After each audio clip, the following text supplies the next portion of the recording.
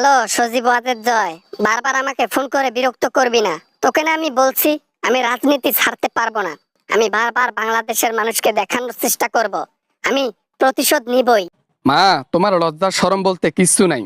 এর আগে তুমি বাঁচতে বাঁচতে, সরি, তুমি মরতে মরতে বেঁচে গেলা, সেখানে অবদান ছিল আমার। আমি না বোঝাইলে এতদিনে তোমার কব্বরের উপর ঘাস জ্বালাইতো। তোকে আমার লাগবে না। রাজনীতিতে আমার অনেক সঙ্গী আছে যাদেরকে নিয়ে আমি পথ চলতে পারবো। বাংলাদেশের মানুষ আমার পিছনে লাথি দিয়ে বের করে দিচ্ছে না, এর প্রতিশোধ আমি নিয়েই ছাড়বো। আমাকে তুই বাধা দিবি না, তুই কখনো ফোন করবি না। লোভ আর ক্ষমতা মানুষকে নষ্ট করে ফেলে, এটা আমি বুঝতে পারলাম এখন। আগে বুঝতাম আমার মা ঠিক ছিল, তাই লাইভে গিয়ে ভুলভাল বকতাম। এখন বুঝতেছি আমার মা কত পরিমাণ পাষাণ এবং লোভী একজন মানুষ। হয়েছে হয়েছে, এই লোভী মায়ের মাল খাইতে ভালোই লাগে তাই না? নিজের পকেট থেকে তোর পকেটে টাকা পাঠাই দিতাম, তোর অ্যাকাউন্টে হাজার হাজার কোটি টাকা পাঠাই দিতাম, তখন খুবই ভালো লাগতো না? এখন মন্দ হয়ে গেছি, খারাপ হয়ে গেছি। আরে আমি কি তোমাকে খারাপ বলছি? আমি তোমাকে সতর্ক করতেছি বারবার যে তুমি আর রাজনীতিতে যাইও না। রাজনীতিতে গেলে এবার আর তুমি বেঁচে ফিরে ফিরে আসতে পারবা না। এর আগে অল্পতে বেঁচে গেছো, এইবার আর বাঁচবা না, বোঝো না? রাতের মধ্যে আমার ঘুম ধরে না, টাকার লোভে ঘুম ধরে না, ক্ষমতার নেশা এখনো ছাড়তে পারি নাই। এখানে বসে বসে বোরিং ফিল করি। আগে হাজার হাজার কোটি টাকা নাড়াচাড়া করতাম, এখন ফকিরের মতো হয়ে গেছি। ভাল লাগে না এসব। মা, তুমি যে বেঁচে আছো এইটারে শুকরিয়া আদায় করো। আল্লাহ তাআলার কাছে ক্ষমা চেয়ে আল্লাহ তাআলার ইবাদত করো। বোঝো না এই ব্যাপারটা? রাজনীতিতে আবার নামবা তো ধরা খাবা। তুমি বিনা অনুমতিতে আমাকে না জানিয়ে অডিও কেন দিলা? আমি ভাবছিলাম বাংলাদেশের মানুষ শান্ত হয়ে গেছে, এজন্য অডিওটা পরশুদিন ছাড়ছি। পরে দেখি আমার বিল্ডিং, আমার যত স্মৃতি, যত ভবন টবন আছে সবকিছু মাটির সাথে ধুলোর সাথে মিশিয়ে দিয়ে দিল জনগণ। ঠিকই তো, তাদেরকে লোকসান করছো, তোমার লোকসান করবে এটাই তো স্বাভাবিক। গণহত্যা করে দেশ ছেড়ে পালিয়ে এসেছো, তাও আমার জন্য।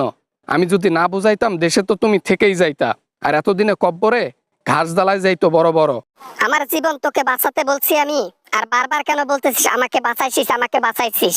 আমার যখন চেট খাইতি তখন মিঠা লাগতো না, এখন আর ভালো লাগে না। এইসব কথা বলার জন্য ফোন করে থাকলে তুই এক্ষুনি ফোন রাখ। বাংলাদেশের মানুষকে আমি দেখবো। বাংলাদেশে পা দাও নাই, শুধু একটা ভয়েস দিছো কর্মসূচির, তাতেই তোমার অবস্থা খারাপ করে দিছে জনগণ। আর তোমার পা যদি বাংলাদেশের মাটিতে পড়ে তাহলে কি করবে তুমি জানো? উল্টা দিকে লটকাবে। বোঝো তুমি? আমার মার জন্য বুঝাচ্ছি। তোকে বোঝাইতে হবে না বাবা, তুই ভালো থাকিস এটাই আমি চাই। আমার কাজে তুই বাধা দিবি না। আমার আগে তোর জন্ম হয় নাই, ঠিক আছে? তোর মাকে রাজনীতি শেখাতে হবে না, তুই শুধু তোকে ভালো রাখিস তাতেই হবে। ফোন রাখ। মা, তুমি বোঝার চেষ্টা করো মা। রাজনীতিতে যাইও না মা, একবার বেঁচে ফিরেছো আর ফিরবা না, আর তোমাকে ফেরাতেও পারবো না। তুমি এই মোদির কান পরা নিয়ে তুমি চলিও না। তুমি তাকে ছেড়ে দিয়ে অন্যখানে যাও, এখানে থাকিও না। হয়েছে হয়েছে, এত পিরিতে রাও করা বাদ দে। এত কথা বলতে হবে না, ভালোবাসা দেখাতে হবে না। যদি এমনই ভালোবাসা দেখাইতি তাহলে নিজের মাকে মোদির কাছে না ফেলে তোর কাছে নিয়ে যাইতি, সেটা তো করিস নাই। থাক মা, তোমার সাথে কথাই পারবো না। তুমি এমন পীরের মতো কাজ করে আসছো যে তোমাকে আমি আমার দেশে এনে আমি ভেজালে পড়বো।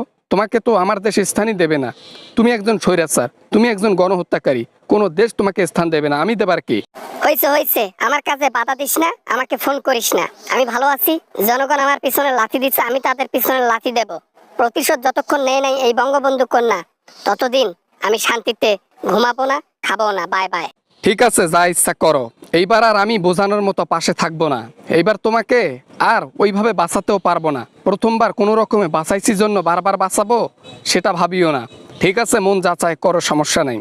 তবে একটা কথা বারবার বলি, অতি লোভ আর ক্ষমতা কখনোই ভালো নয়। ঠিক আছে? টাকা পয়সার লোভে আবার ক্ষমতা হাতাইতে যাবা, এবার জীবনটাই দিয়ে দিবা জনগণের হাতে। ভালো থাইকো, দোয়া করি।